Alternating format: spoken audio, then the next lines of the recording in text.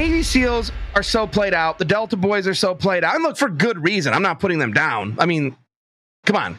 There's a reason why we all know about them. But I thought, who's left? And the more research I was doing, the more people I talked to, like, who's the biggest badass that's not a SEAL or a Delta boy? And it was like, finally someone said to me, what do you know about the Marine Raiders? I was like, not much. So the more I looked into them, the more I thought, this is more Redd's brew of coffee right here. Yeah, my character, Matty Redd. I just saw it instantly, man. It just clicked, and I kind of just ran with it. Yeah, because the Raiders, I mean, and there's been some variations of stuff. So one of my friends came out of Naval Academy, FBI agent, but was a captain in the Marines. He was Force Recon. And there's this great picture of him. It used to be on his Twitter page. He's doing a halo jump in white. It's wintertime, but he's doing a halo jump in white. And it's like this. That's some cool shit. But when I first started reading about Matty Redd, like you say, it reminded me of what you would get if you kind of put together like a Mitch Rapp and a Jack Reacher, and a couple other folks. Somebody got some street smart as well as smart, knows how to operate tactically. But I like the fact that you set it out in states that tend to be flyover countries. I came from Kansas, flyover country. Now, I do have to ask one thing. Will Matty Redd ever work with the Dutton Ranch at Yellowstone to drive off the other people? Well, what's interesting? When I first wrote about Montana, I kind of think a lot of people I was talking to was like, no one cares about Montana. Like, no one wants to read about that. And then like 2 years later, Yellowstone came out. And then 1823, 1883, then 1923. Yeah. I think they care about Montana now, And so that was, I won't lie to you, that was another reason why John Talbot was like, hey, the timing's good. Let's get this thing out the door. Let's go shop it. Yellowstone's huge. I don't think that hurt, for sure. But Redd's got his own cattle ranch that he's worried about right now, and in book 2, he's facing a very real threat of losing it. And I mean, that is just one of, put that farther down the list of problems he's got in book 2. But we want to tie this back to our Game of Crimes theme because it has to relate somehow to crime. So what happens is he's kind of tell a little bit too. Matthew is set up in the beginning, team. If something happens to his team, obviously, and then he's got the choice between getting court-martialed, or taking a less than honorable discharge and getting out of the Marines, which kind of, that's the inciting, incident. That's what sets him on the path coming back to Montana. So how did you come up with the, because like you said, you originally talked about human trafficking. How did you come up with the idea, though, for Fields of Fire in terms of the manipulation of the food supply? Yeah, I mean, I'll touch on it a little. I don't want to spoil it, but one day I was sitting around. I won't name names, but there was a billionaire who looks like a really nice dude. Friendly face, round glasses, just looks super nice. But was making headlines because he's buying up all this farmland. And I just was sitting there one day going, why? Is that Ted Turner? Why are they buying up all this? Why are they buying up all this farmland? And, well, that's the Chinese, too. They've been doing a lot of that out there. Well, I couldn't let it go. And I just thought, okay, let's say that this nice-looking billionaire is actually not. What might they be doing? And so in my fictional universe, there's a billionaire who comes from the tech world. His name is Anton Gage, and he looks very nice. But Redd realizes pretty quickly that the reason he came back home is his adopted father, a cattle rancher in Montana, who took him in when he was a child. Jim Bob Thompson has been killed, and Redd believes that, but no one else does. And the thing about writing the book when you have a guy like Redd, he's also big. He's 6'3", 265.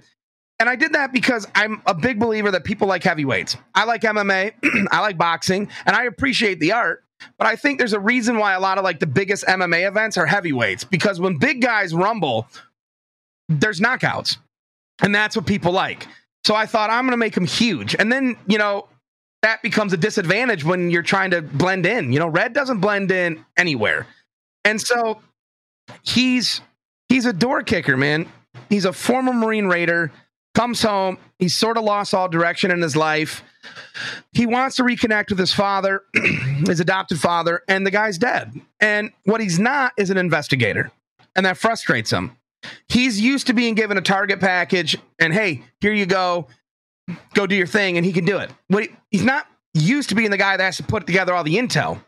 So he comes back to Montana. He doesn't think everything adds up, and he starts looking into the death of his dad. And one thing sort of leads to another, and he realizes that he was killed off. And he doesn't know why yet, but he's determined to get to the bottom of it. And I'll just say that, fireworks kind of fly from there. Yeah, because that's the stage. And the reason we want to talk about this too is because what I liked about the concept, and look, you're right, human trafficking, Murph and I were talking about that. We've done stuff on human trafficking. We've had a guest on here, Natasha Herzig, for those of you listening, episode 60. I mean, just a compelling story about that stuff. But what I like is when you get into some of these, it's like Jack Carr, a couple of these things, it's like, so for 6 months, he worked his way across Siberia to hunt down one guy. You want something that really kind of takes you out of the everyday, right? I don't read thrillers to read what I can read anywhere else. I read thrillers to read what I can't read anywhere else. So dealing with manipulation of the green stuff, if people wonder where the real power is, it's in stuff like that. By the way, that was an episode. If you ever watch The Americans, which is actually based upon real stories about some what they call Russian illegals. But one of the episodes dealt with a modification of wheat germ and what the U.S. was doing and how they were going to create stuff to wipe out the Russian food supply by genetically modifying stuff. And so people don't realize, but small stuff like that doesn't seem exciting. But man, you're talking about impacting populations, civilizations with stuff like that. If you control the food supply and the food chain, you control the world. Mm-hmm. I mean, that's especially Murph, because 4 o'clock hits. We're all done with this thing. He's got to go hit that blue plate special by 4:30. Don't you? Damn right. Hey, so it's a financial issue. I mean, that works out pretty well. I'm always up for a good deal. I'm going to feed 6 kids. So, but I think when you look at it in its simplest of terms, I've always said a food shortage is like when your brakes start to go out on your car. And here's what I mean by that. When you your blinker goes out, you're like, yeah, I should probably get that taken care of, but it's not like that'll be a problem for next week. Yeah, I know I need an oil change, but I don't feel like doing it today. Everyone puts things off. And I think when you look at the world, there's a lot of issues. A lot of people are smart enough to identify we got a lot of issues, but it's like, But the second you tap your brakes and they are not working, that's a today issue. Well, that's a no shit. That's a no shit moment when you've just gone through the stop sign. You're either in Florida and one of Murph's neighbors, That's right. And so I think when you look at how do Americans react? COVID's coming down, and everyone. I mean, there's food shortages in the stores those first few weeks, and when everyone was storing and there was no toilet paper, which I still can't figure out. But I've been struggling with that one too. What symptom of COVID required you to hoard toilet paper? It wouldn't matter if you did. I would still trade all my toilet paper for your food. I mean, if that was the currency, cool. But the more I thought about it, I thought, what would you do with all that land? And also, if you do Google, who's the largest farmland owner in the United States, I think it will surprise people. Yeah, and that's kind of what a lot of times these thrillers are rooted in real stuff. But Murph, I want to make a quick analogy to some of the stuff you and I were talking about, and this is the stuff Aaron Graham's been talking about. You talk about how we keep kicking the can down the road because there's nothing acute about it, and I keep thinking about all these things that are happening either with the cartels or when we had that episode with John Norris, we talked about people don't realize the damage the cartels are doing from the grow operation. You had to see that many times in DEA too, where it's kind of like, you guys, you got to address this issue. You got to do this issue, because if you don't, it becomes a much bigger issue. And when you're, at the fusion center and stuff like that, how many times have you seen it to where people ignore the issue because it's not sexy enough? It doesn't have a hurt right now, but it blows up in our face, a year later. It's amazing where we are now with counterfeit medications and fentanyl, and the fact that prior to COVID, Javier and I were working with a lobby group out of California. We went on Capitol Hill twice. We addressed the American Legislative Exchange Conference, trying to bring awareness to counterfeit medications. And it was shocking how few people on Capitol Hill, on the House, on the Senate side, as well as our 50 state legislative representatives had ever heard had even heard of counterfeit medications. It's amazing how many came up to you and said, I've never even heard this issue. Well, it just tells you that nobody, their staffers haven't addressed what's really the problem at that time to bring it to their attention so that, laws can be enacted and legislated to address the issue. And look at where we are now. We're having, 300 overdose deaths a day because of this crap. Yeah. Well, there's an old saying, too. It's easier to sell an aspirin than a vitamin. Why? Because I got a headache. If you tell me you take this vitamin in 6 months, you'll be bulky. You'll have bulk and you'll look good. I'm not going to wait for 6 months, but I got a headache. I want to take that now. So anyway. Actually, I'm in the market for that. If there's a pill that you take for 6 months and come out looking ripped, I'm just saying, hit me up because I'm in the market for that. Right. What I don't want is you have to work out for 6 months. If it's just swallowing a pill, I'm there, man. Everybody wants the outcome without the effort. You can't get one without the other. It's like writing a book. Well, just go write a book for me. No, you got to go through the pain. There's pain in writing a book. Well, let's talk about, because you talked about you get a lifetime, and you did. For you, your lifetime was shorter than mine or Sherry's. Sherry, by the way, TikTok. We're still waiting. I'm still talking to her here as we're talking. She's going to be mad at me. So from the time that you got your first book, because we want to start talking about your second book now, because you also got a part of the deal was a novella. Yeah. So, but we want to talk about the second book. So from the time you actually got the first book done, what's the time difference between the first book now and the second book coming out? Wow. Well, so they were, they were completely different experiences. So that whole concept of your whole life to write your first one, 1 year to write your second. So I turned in the first one on signing. They set the publication date for the following year. It just came out last September. And at the time, you can't start writing the next book till you're approved. You have to have an outline approved. So I didn't get my outline approved until, this was 2 years ago, but until like October, November. And it was due the next June. So that's not a year to write your second book. That's 7-8 months. Yeah, maybe. Yeah, not even. It was like by the time it's approved and then, you're writing and you have to edit, you factor in time to edit. And so when I write, I'm very visual. I can't just sit down and create. I have to spend time thinking about the scene in my head and then I can write it. So I like to write at night because I can think about it all day, put the kids to bed, sit down for a few hours and bang a chapter out. Now I do write in the mornings more, but only after like a drive to Starbucks where I can really visualize and think about things and I come home and write it. So I turned that thing in 2 months early. So I actually ended up writing it very quickly. And because of that, there's not a lot of time that passes between the two books. Essentially 6 months or so. And I would say this, if you don't read Fields of Fire and you pick up Lethal Range, which by the time people hear this, it's out now or coming out tomorrow, you can jump in with this one. I tried really hard to make it so you could do that. But the stories are connected for sure. And I think if you want to understand the hero, if you want to understand Matty Redd, read both books because he's on a journey. There's an arc for him. I can tell you, I haven't spoken about this publicly at all yet. So this will be like some breaking news for me. My third book, there's a title reveal in the last 3 words of book 2. So when you read Lethal Range and you get to the final 3 words, that's the title of book 3. And that's going to come out June 4th, 2024. I literally found that out like 5 minutes before I joined you guys. And you heard it here first, ladies and gentlemen. Well, technically, you're hearing it well first because we're recording this about a little over a week before it's going to come out. So we're going to mum's the word. We won't say anything about it. But so let's talk about now. Let's talk about your new book now, Lethal Range. Matty Redd continues on. Tell us about book 2. Without giving away obviously the ending and stuff, but tell us about book 2. What's the synopsis? What's the log line for that? So this one kind of picks up on the heels of Fields of Fire. Redd is a little bit older, a little bit more settled down. He's no longer identifying just as a former Marine.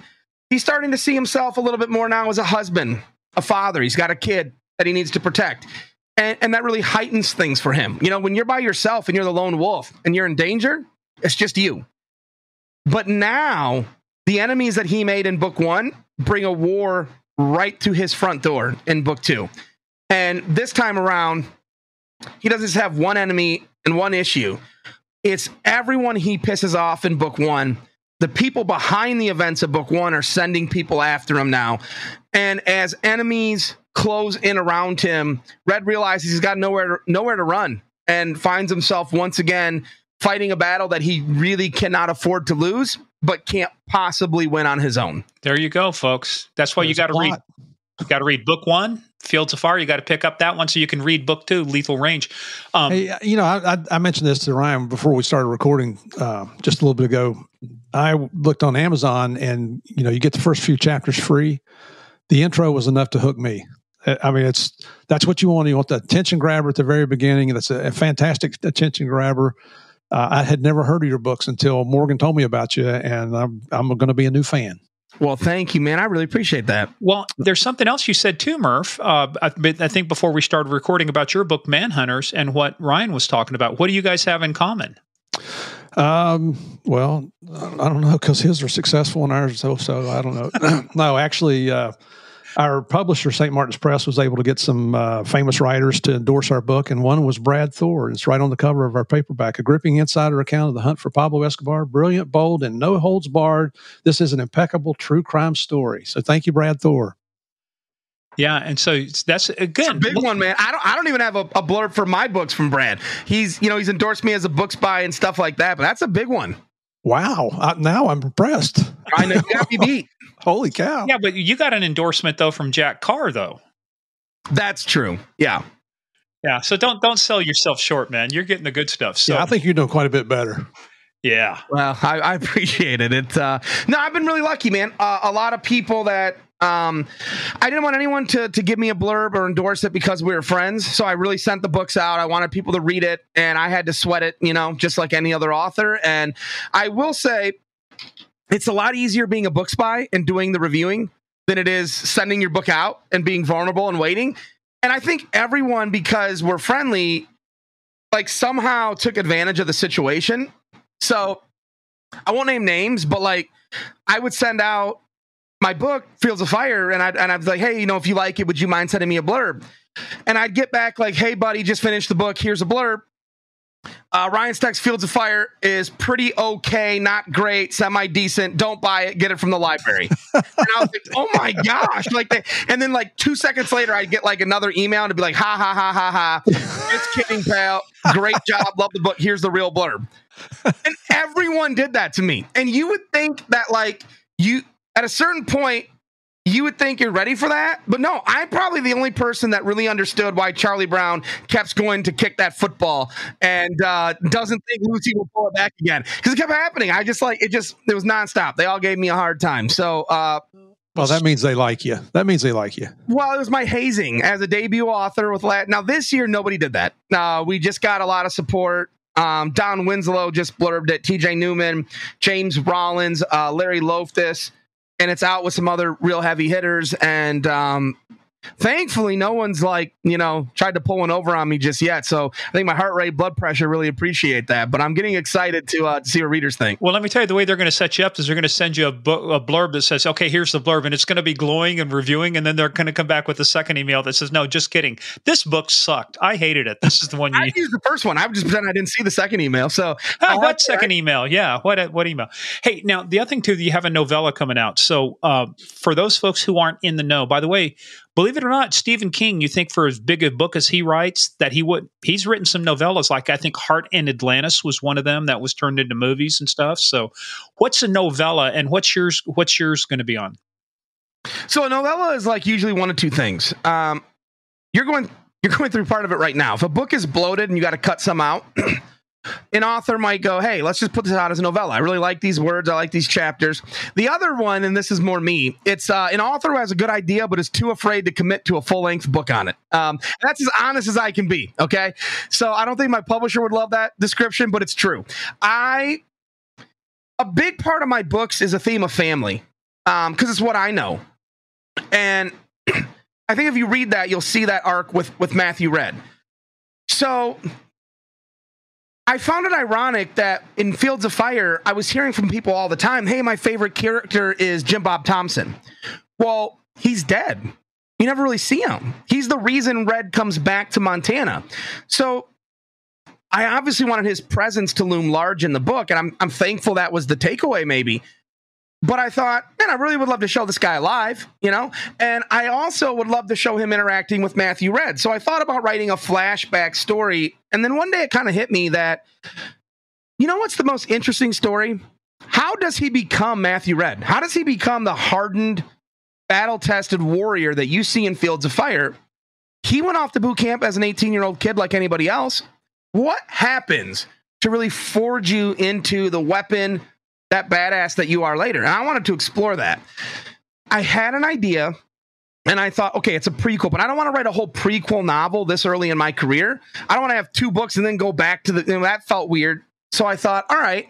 That's like having 2 music albums out and doing greatest hits, right afterwards. Yeah, I thought I need to, So I was like, all right, you know what? Well, let me do a novella, because this was a really serious subject to me. My dad was in Vietnam, and a big supporter of law enforcement and our troops, and they're the real heroes, guys. You know that. And I thought, Tom Cruise said that Top Gun Maverick was a love letter to aviation.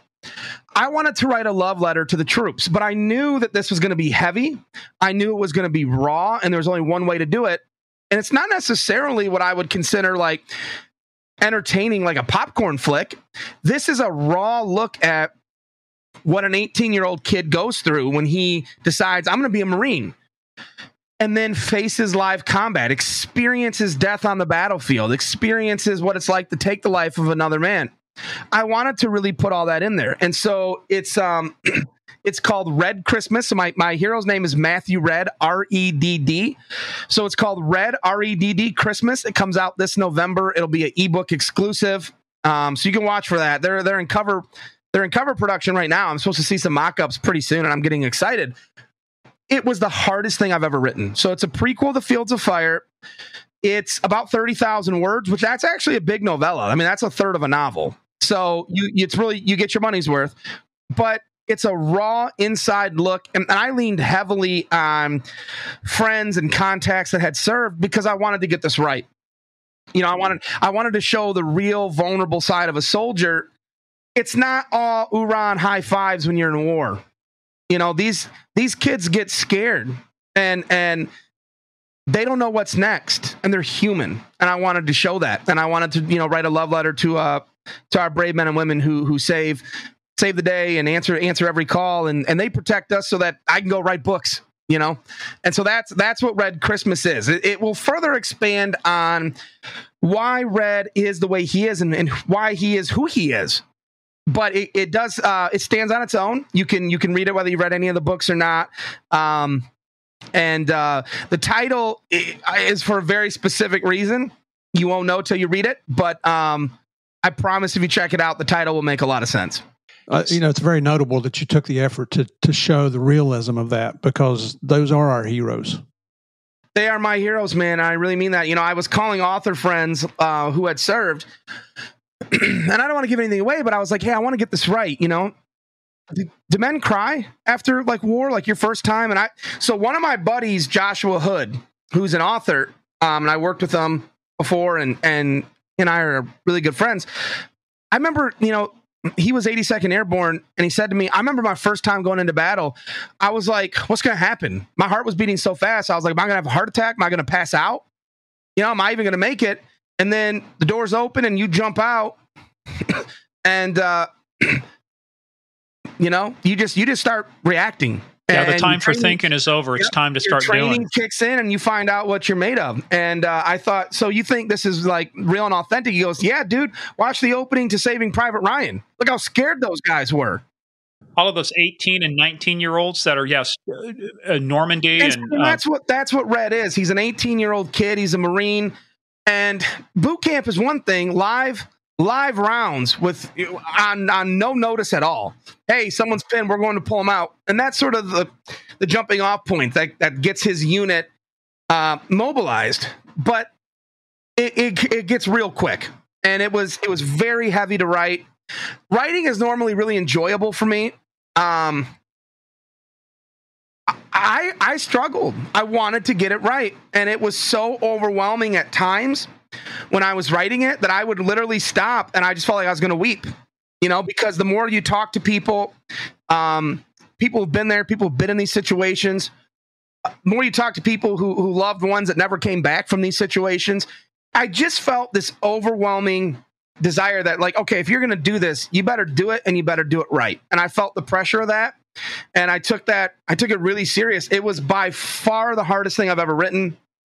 When I turned that in, I told my publisher, I'm going on vacation. I need to relax after that one because it took a lot out of me. And but I'm really proud. I would say out of everything I've ever written, I'm probably most proud of that. Excellent. Hey, I've got a question. So you talk about Matty Redd, and I did a little research on you here. And can you tell us where Matty Redd came from? Yes. I know what happened. So yeah. All right. So I was a 10th grade student in high school, and I was not what you would call the overachiever in school. I was like the jock class clown. I was King of Hearts 2 years in a row, but I had to take like Algebra 1 8 times. You know what I mean? Like my priorities were not where they needed to be in high school. And so we had this, I took a creative writing class and we had an intern. She was so pretty and young and we were all distracted and all the guys, we just loved her. But she ended up being like so sweet. Her name is Shay Vanderstelt Wentz. And to this day, I love her to death. Proud to call her a friend. But back then she came in and like no one would work. And finally one day she was like, all right, we're going to do this writing assignment. You can write anything you want.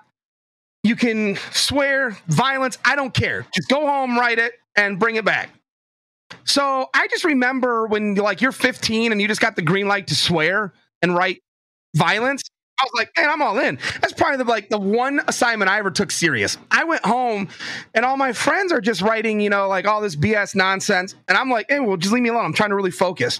And I didn't know it then, but I was doing all the stuff I do now as a paid author is trying to set a scene, trying to develop character. So I wrote this short story about a high schooler named Matty Redd, who was basically a vigilante who has to protect his school. What I did not know was it was a peer-to-peer thing. So the next day in class, it was like a Monday, we come back and they exchange short stories and people got to read them out loud. And I swear, I can remember the poor kid that had to read mine. His name was Trenton. And Trenton got mine. And I remember he read like 2 sentences and was like looking at the teacher like, should I keep going? And she was like, yeah, keep reading it. And he was like, shaking a little bit, reading it. Like, I shouldn't be saying all these words. I shouldn't be doing this. And I was like, crushed it. Like, I really nailed this story. I loved it. Next day, I get called down to the office and the principal, vice principal, superintendent, and my parents are all sitting there. I was in trouble. Along with law enforcement, mental health professionals, and DOD. I had been suspended enough that one of my teachers said, dang it, Steck, you ought to just get suspended for life tattooed on your chest. And so it wasn't new to me to be in trouble, but I'd never had a party like that waiting for me. I'm like, dang, if they got my mom out of work, this is bad. So I came in and I have old school parents that are like, you get in trouble at school, you're in trouble at home. Oh, yeah. So I'm like, I don't even know what happened yet, but my life's going to suck for minimum like 6 months. So we sit down and they pull out my short story and I'm like, oh crap, here it comes. And I just kind of blacked out. They went over all the safety concerns and you can't talk like this. You can't write this. And my mom, sweet little Christian woman, sat there and listened. And at the end, it was like, so what was the assignment actually? And when they were like, they explained it, she goes, so he did the assignment. And I was like, for her. Get him, mom. Get him. And my dad really backed her. And they were like, well, yeah, but he went way overboard. And she was like, but the teacher should be held accountable too, because he did what was assigned. So it was the one time I got suspended from school for a week. It was the one time they let me treat that like a vacation. I was at home playing video games and snacking. I was like, this is great. Well, here's the real kicker to the story.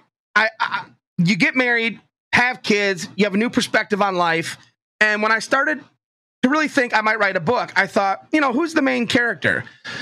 And I thought, this kid, Matty Redd, who's been with me for a long time, I think I might explore that. And I started thinking, what would he look like older? What would he look like not as a high school vigilante, but as a fully fleshed out man? And it just instantly hit me. I mean, it came to me like a fully fleshed out character, like a real person. And he's so real to me that I'll be in situations and I'll think, I can hear him in my head. Like, I'll know how I have to respond, but I hear how he would respond, and I want to respond. I might respond that way if I was 6'3", 265 a muscle and, trained to kill. But I can't get away with that, so I don't do it. I hear it in my head, though, and I can't turn it off. So I was like, I'm gonna finally write and tell his story. My favorite part of this is the ending. My kids are now growing up, and I got a kid in high school, and his principal is my old principal. So I got to see him and shake the hand and, hey, I'm glad to see you make it. I was like, hey, joke's on you, buddy. Because thanks to Matty Redd, I got a week off school and a book deal out of it. So it all worked out in the end. And actually, no, the truth is he's like the best guy. His name's Don Eastman. And he's such a good principal and he loves his students. And he did read Fields of Fire, and that means a lot to me. But so you can imagine, I take those things seriously. My kids all, creative writing and stuff like that. And my wife is, always like, oh, they went overboard. I'm like, no, you don't know that. We can someday that might be made into a movie and we'll be able to retire. Like, trust me, I've seen it, So let the kids do their thing. Let them write, let them create, let them express, You hit upon something I remember too, and it made a big impression later, but it's like when you're starting, it's like, you got to stay within the lines. You got to color. You can't do this. It's like kids were never taught to take risks. You never, if you want great writers and great artists and great thinkers and great doers, you got to let them push boundaries. And that's what I liked about it. You were pushing boundaries. I think you have to. Yeah. Let's speak about pushing boundaries, because you're doing, like you say, something unique that a lot of other people aren't doing. Twitch and other ways of reaching out to people. And you're a big gamer too. Well, yes. I mean, one game. I play Call of Duty. That's it. Yeah. So my agent, John Talbot, has. Hold on a second. We got a Murph. Murph's got a Call of Duty story. I do. Well, no. Oh, no. That was different. That was Todd was Halo, right? I'm sorry. Up on the story here. Well, I just spaced out his name. Sorry. At SOD, when you guys were playing video games. Aaron. Aaron. I'm sorry, Aaron. Yeah, not Todd. Aaron Turner. Yeah. We were so. You like us, Rod. So they put me in charge of training for Special Operations Division with DEA, and we were teaching police officers how to do wiretaps on phones, but we were also developing the new how to do intercepts on email accounts, IP addresses, so forth. And so we brought in two young guys from Microsoft out of Redmond, Washington. And these two guys they're one of them, Aaron Turner, is still one of my best friends. We're still in contact all the time. In fact, he's moving to Orlando soon. And so one day they show up with an Xbox and they said, we're going to donate this to the Special Operations Training Division. Well, we had this nice big training room, and we had the big screen TVs up, the huge screen up front, the big screens on the sides, and we could divide the screen into four. And so it was me and another DE agent playing against Aaron and his partner. And, we're probably twice their age. They're in their young 20s and we're in our late 30s, early 40s. I couldn't even make a move without getting sniped. I mean, I could not score one single point. So then, and that was a big joke. And so two of my senior instructors who were retired agents had children that were teenagers. And they said, would you mind if we bring our two sons in here, take you guys on in Halo? You know what? Those two 15-year-olds kicked the ass on the boys from Microsoft. It was it was just flipped on them. They couldn't get a single shot off on these kids. It's amazing. It's unfortunate because they also talk the best trash. So I play Call of Duty on Twitch with my real life best friend, Mikey Durhammer, who's Matty Redd's best friend and introduced in book 2. And that's cool because people get to see my dynamic with Mikey, and then they'll get to see Redd's in the book. But we play, and I get cursed out by more 13 to 15-year-olds than I ever dreamed I would. And I'll tell you, man, with the book Spy, the numbers have always been so strong, but I've always wanted to reach younger readers. I think our industry needs it badly. We need to get the younger generation reading. And my agent represents this guy named Lamb, who is an author and an influencer. And let me look him up. He's really a badass. But he's a character in Call of Duty Warzone. So it's like a battle royale. And so we started talking about it one day, and it was like, that's Twitch. I'm like, that thing where people watch you play video games? Like, nah, I've done that. My cousins would never let me play growing up. I had to sit and watch them. It was boring. Like, I would never pay to do that. And they were like, it's $1 billion a year industry. And I was like, B as in Bob, like, that's, wow, really? And I realized it's more than that. It's like part reality TV. And The truth is, when I was looking for an avenue to break out as an author, I don't want to just cover my own books on the Book Spy, and I needed something that would help readers get to know me, the author, not me, the Book Spy, not me, the editor, me as a person, as a writer. And so my oldest daughter she's an adult now, and she streams, and I was like, yeah, I'm gonna get into this too. Now, at the time, I didn't know it was expensive. My wife really freaked out because it turns out it's not cheap to like build the PCs and stuff that you need, and I had to do it all times too, so she could do it. But she's complaining about the cost. Yeah, well, okay, well, if you're going to do it, you got to include me too. Yeah, it was not cheap, but it also was a tax write-off. So I just want to point that out. But so we were all in, and it's been really fun to get on and let people get to know me and play games and talk to other people and engage in an audience that wouldn't normally read. Now, I bring authors on there, and when we have Jack Carr come on, we got 50,000 views on that, and they didn't know who he was. You know, that's awesome. Jack Carr everyone knows who he is now. These 20-year-old kids are very young. They're impulsive. You put a buy now button in front of them, they just click it, you know? And so it's a lot of fun to show them stuff that they don't know that they're interested in. And I've gotten a kick for a long time out of helping readers find good books. That's why I'm a book spy. So this is right up my alley, man. You know, I get to engage with a new audience and tell me, you should check this book out. And then they do, and they come back, they're like, oh my gosh, I loved it. Is there anything else like this? And I'm like, yes, you know, there is other books like this. So I'm getting to see that happen in real time again. And I love that. But I will tell you one embarrassing thing. So in Call of Duty Warzone, I didn't know I was going to be good. It just so happens that me and Mikey, my BFF, who lives like 70 steps across the road, his house looks at mine. So we're neighbors too. And it just turns out that we're like both in like the top 0.001% of players. So we're both good.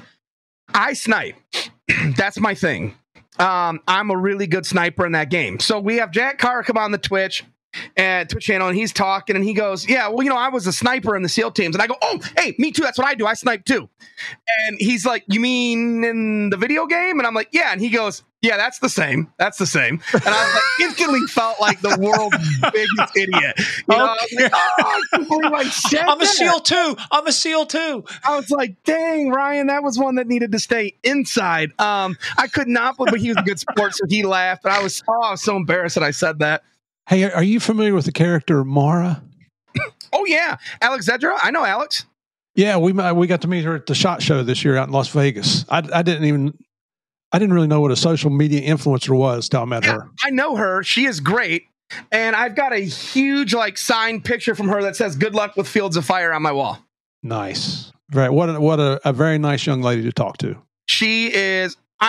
She's hosted tournaments that I played in and won with Mikey. So yeah, I know she's great, man. She's awesome. Fantastic. Well, enough about this stuff. I want you to talk about this next rising star of the stellar career, and what of an impact he's going to make on the world when my book eventually gets released. So, who was that talk? Did you hear somebody talking, Ryan? Who was that? I mean, you got some work to do with the scissors still. You're still in the cutting phase, but you're getting there. I'm in the Freddy Krueger phase. Like I say, it's just slash and burn. But Edward Scissorhands. Yeah. Anyway, no. Hey, but so let's. So you've got a variety of platforms. So if people are looking for you, where can they find you? So the easiest place is therealbookspy.com. You can go to ryansteck.com. I'm on, I don't even know what Twitter's called anymore, but whatever Twitter was, I think it's called X now. X. Well, according to the new style guides that they just put out, it's X, the platform formerly known as Twitter, or the former platform Twitter, now known as X. They've come up with now style guides in terms of how to refer to it. Okay, so I am on X, the platform previously known as Twitter, at Ryan Steck Author, at The Real Book Spy. I'm on Instagram at The Real Book Spy, at Ryan Steck Author. Find me on Facebook at The Real Book Spy. I'm kind of everywhere. I think I even saw you on LinkedIn, didn't I? I'm probably on that too. Yeah.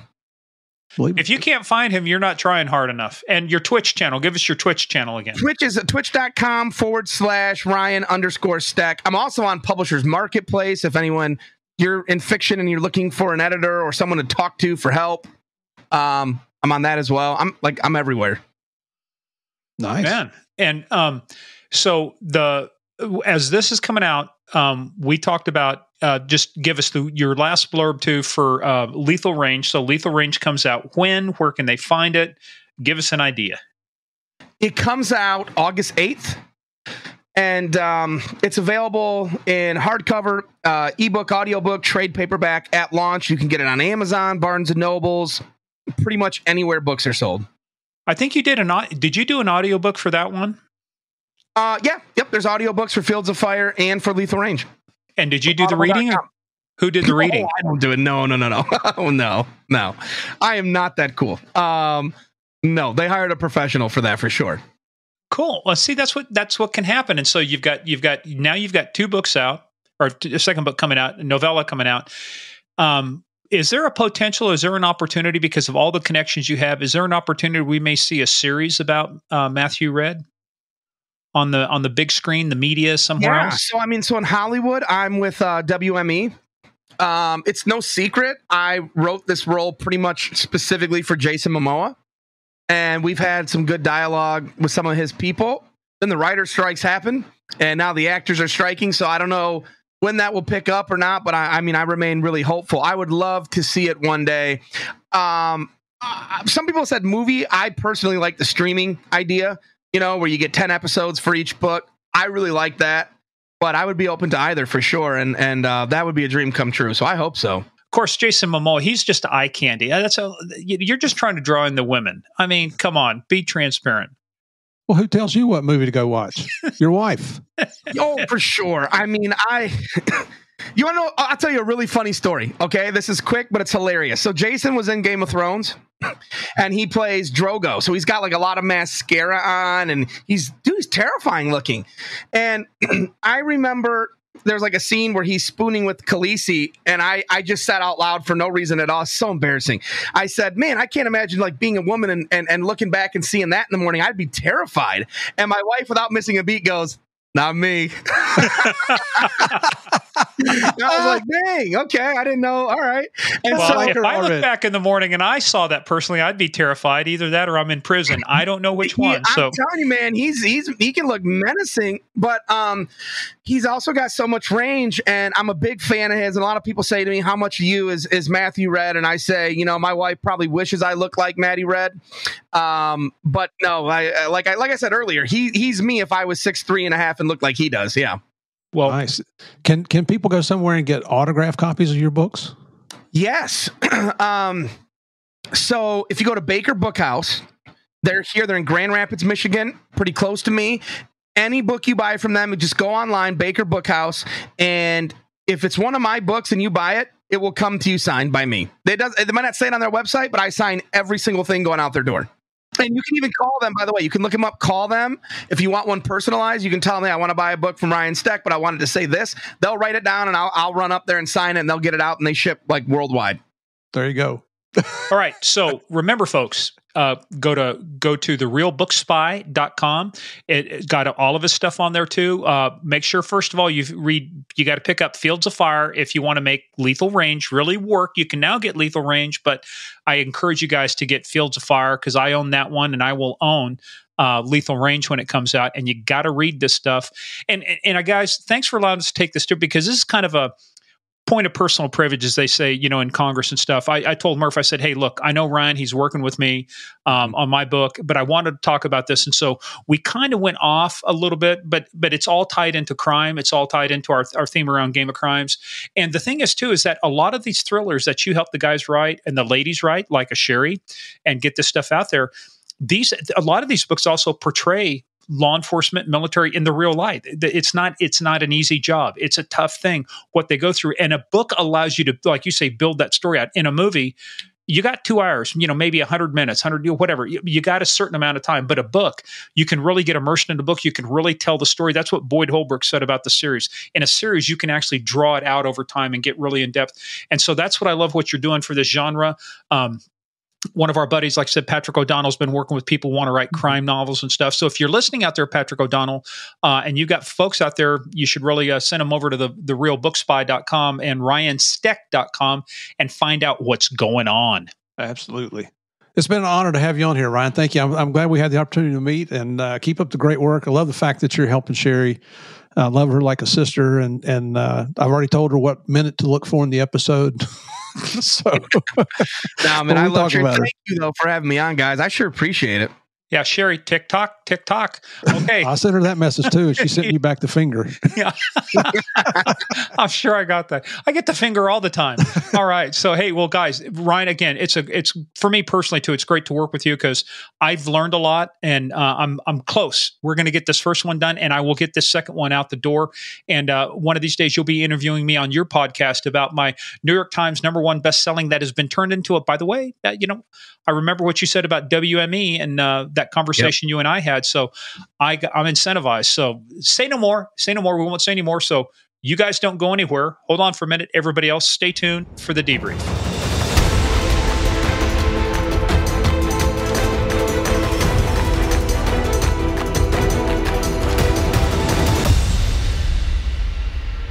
I tell you, the one thing that impresses me about Ryan, where does he get his damn energy? Man, youth is wasted on.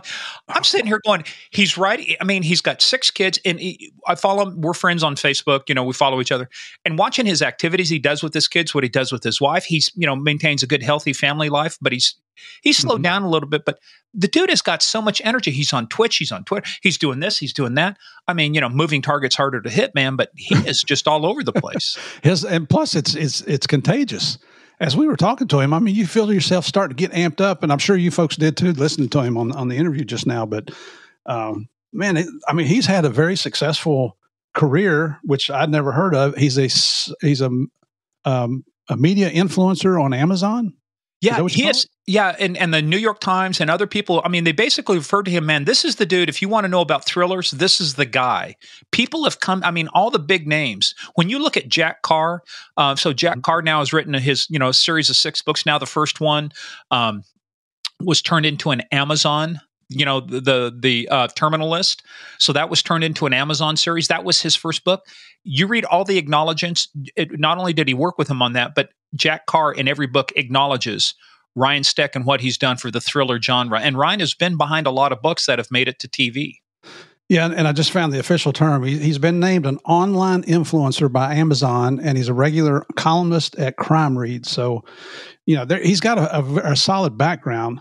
And I was thinking about his, that his character was a Marine Raider, MARSOC guy. We happen to know one of those guys, a guy named Cody Alfred. So if you don't know who Cody is. And we met Cody at the Southern California Gang Conference. We did. And Cody has got more tats than I have seen on any one human being. Well, I follow him on Instagram. We kind of got to know him when we were out in San Diego, and he's working out with his son. He's over in Germany right now, and he's working out. He's doing push-ups with his son sitting on his back, and his son looks like he's probably 10, 12 years old. I mean, the guy's a stud.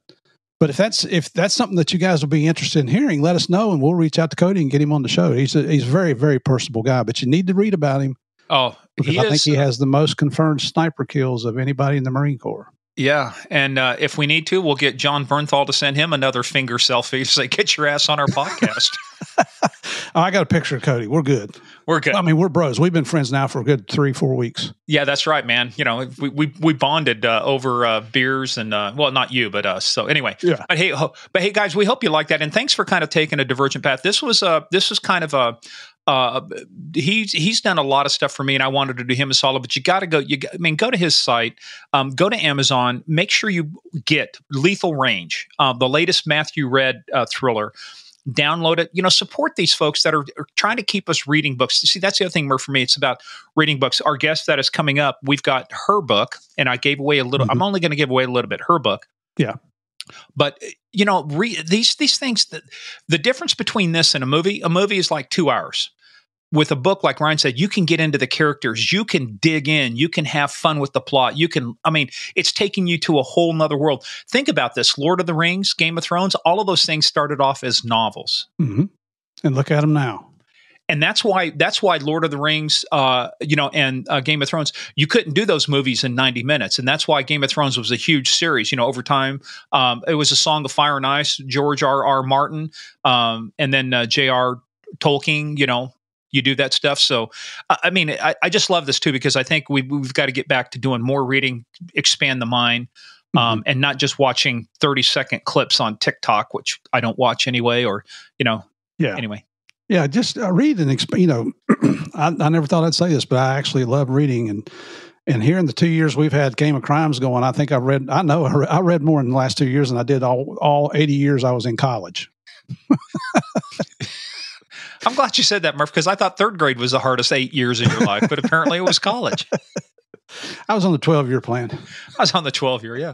Hey, well, guys, hey, look, we hope you enjoyed that episode. And again, thanks for doing us solid. But whatever you do, we'll put all the ways you can find Ryan Steck in the show notes and everything. But just go to Amazon, type in Lethal Range, download it, buy it, whatever you do, got to support these authors. So we hope you enjoyed that. If you also enjoyed it, head on over to Apple, Spotify, hit those 5 stars. It's magic. We don't know how it worked, but it does. Head on over to GameOfCrimesPodcast.com. We'll put his books up there. Fields of Fire, his first one, and then Lethal Range, his second one. His novella will come out. We'll add that when it comes out. We'll be updating it as we go along. Follow us on that thing called social media at Game of Crimes on Twitter, Game of Crimes Podcast on Facebook and the Instagram. Also, head on over to Game of Crimes fans. Sandy Salvato ruling with a velvet glove over an iron fist. We'll admit you into the inner sanctum. We'll have fun there. And then, but Murph, patreon.com/Game of Crimes. Q&A's coming up, buddy. We got some good stuff already. Rapid fire, Rick Jacobson. I helped him with something. I'll tell you about it on the Q&A. Cool. That's my favorite thing we do on Patreon is Q&A, because it comes directly from our supporters. Yeah, from our players, our patrons. All right. So, hey, guys, we want to thank you guys. Thanks for doing that. Head on over, like I said, hit those 5 stars. Tell us what you think about the episode. And thank you guys once again for playing the biggest, baddest, most dangerous, and thrilling game of all, the Game of Crimes.